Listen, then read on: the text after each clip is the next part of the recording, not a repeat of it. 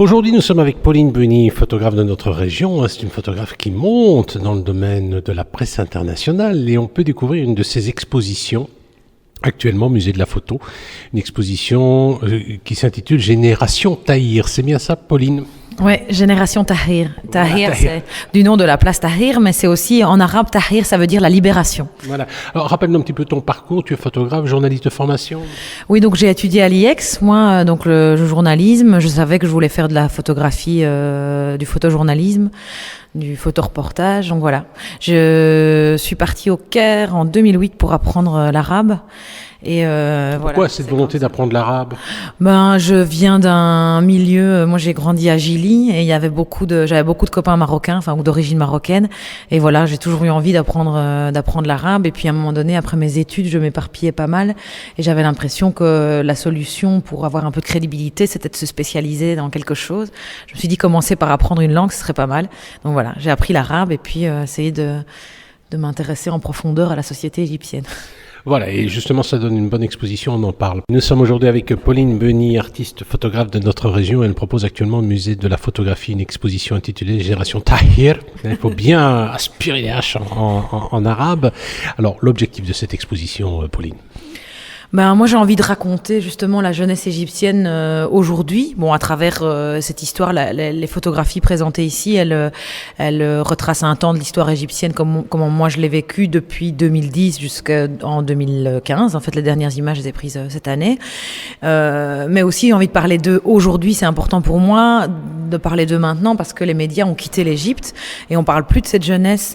C'est un régime très dur, autoritaire qui est maintenant en place en Égypte et cette jeunesse est violemment réprimée.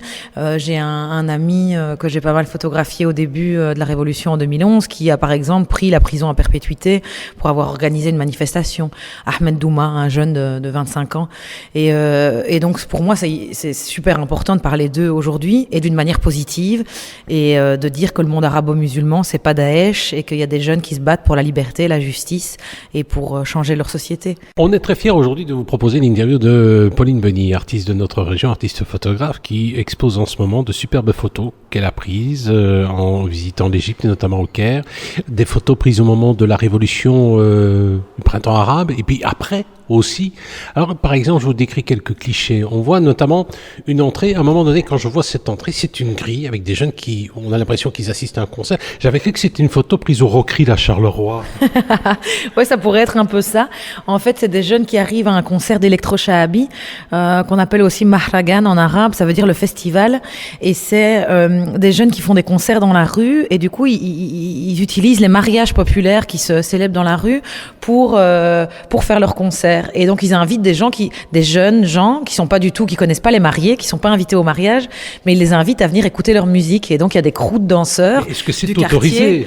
Oui, c'est autorisé parce que justement, donc ils ont trouvé l'alternative. Ils ont pas d'espace pour faire leur musique, et donc ils se sont dit on va faire ça dans les mariages.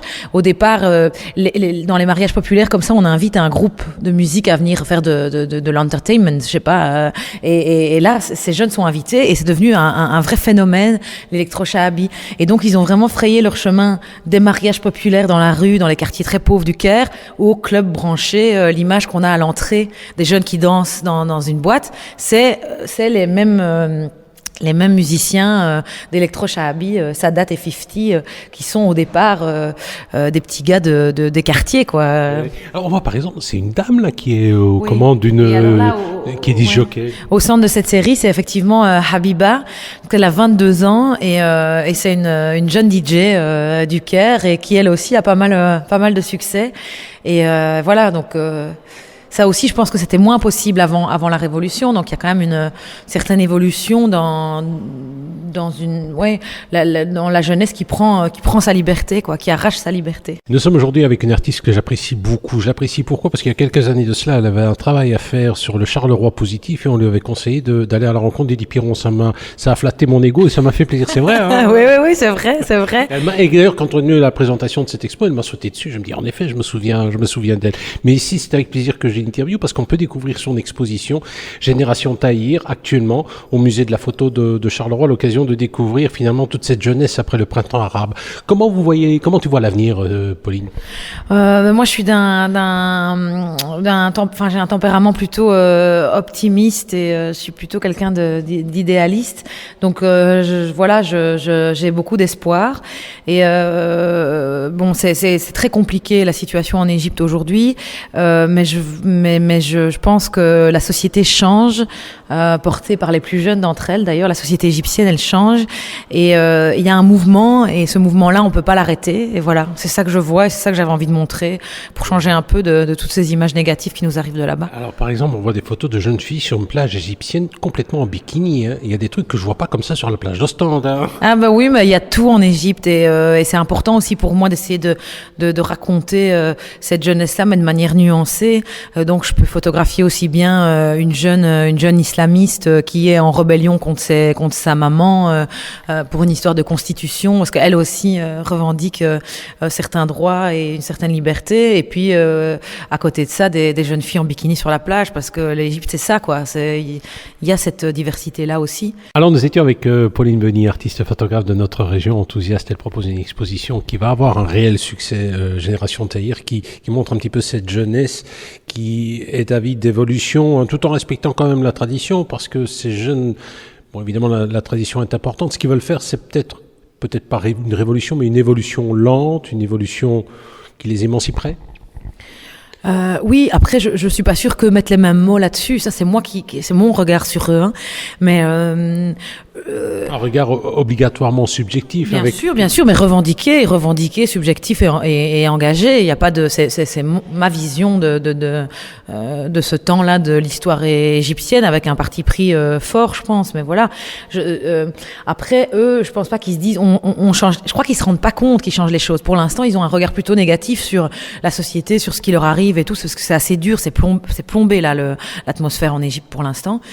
Il y a énormément de jeunes qui sont arrêtés, jetés en prison. C'est comme si la jeunesse représentait une menace absolue pour un régime autoritaire et puissant comme ça. C'est complètement absurde. Mais donc eux, ils se rendent pas compte de ça.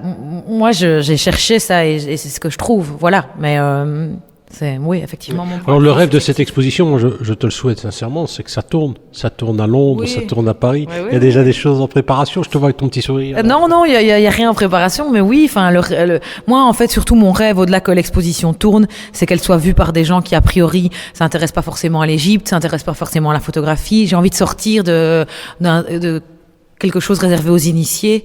C'est ce que j'ai essayé de faire aussi avec mon livre.